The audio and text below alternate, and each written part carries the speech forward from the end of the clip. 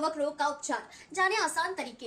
भारत में कृषि में फंगस और कवक रोग एक बड़ी समस्या बन चुके हैं। ये रोग फसलों को गंभीर नुकसान पहुंचाते हैं, जिससे किसानों की पैदावार में कमी आती है और आर्थिक नुकसान होता है। ऐसे में ये समझना जरूरी है कि फंगस और कवक रोगों का इलाज कैसे किया जा सकता है ताकि फसलों को सुरक्षित रखा जा सके। फंगस और कवक रोग क्या होते हैं? फंगस और कवक दोनों ही सूक्ष्म जीव होते हैं जो नमी और गर्मी वाले वातावरण में तेजी से बढ़ते हैं। ये फसल की पत्तियों, तनों और जड़ों पर हमला करते हैं और उन्हें सड़ा देते हैं। इससे फसल का स्वास्थ्य भी खराब होता है और उत्पादन में कमी आती है।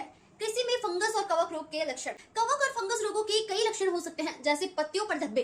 पत्तियों पर छोटे छोटे धब्बे दिखाई देते हैं जो धीरे धीरे बढ़ते जाते हैं। सड़न और सड़ने की गंध। पौधों में सड़न आना और बदबू आना एक सामान्य लक्षण है। तनों का मुड़ना। तने में सड़न या मुड़ना भी कवक संक्रमण का संकेत हो सकता है। फल और फूलों का गिरना। फल और फूलों में सड़न या उनके गिरने का कारण भी कवक और फंगस हो सकते हैं। फंगस और कवक रोग का उपचार।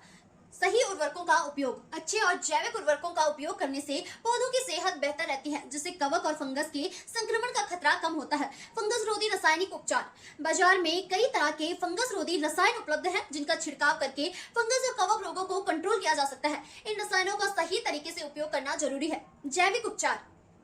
प्राकृतिक रूप से कवक और फंगस का इलाज करने के लिए नीम का तेल, तुलसी के पत्ते या जैविक कवकनाशक का उपयोग कर सकते हैं। ये न केवल प्रभावी होते हैं बल्कि पर्यावरण के लिए भी सुरक्षित होते हैं। साफ सफाई और जल निकासी। खेतों में जल जमाव से बचने के लिए अच्छी जल निकासी व्यवस्था करें। गीली मिट्टी में कवक और फंगस ज्यादा फैलते हैं, इसलिए खेतों की सफाई भी महत्वपूर्ण है। फसल चक्र का पालन। फसल चक्र का पालन करके भी आप फंगस और कवक के संक्रमण को रोक सकते हैं। अलग अलग प्रकार की फसलों को बारी बारी से उगाने से मिट्टी में कवक और फंगस का असर कम हो जाता है।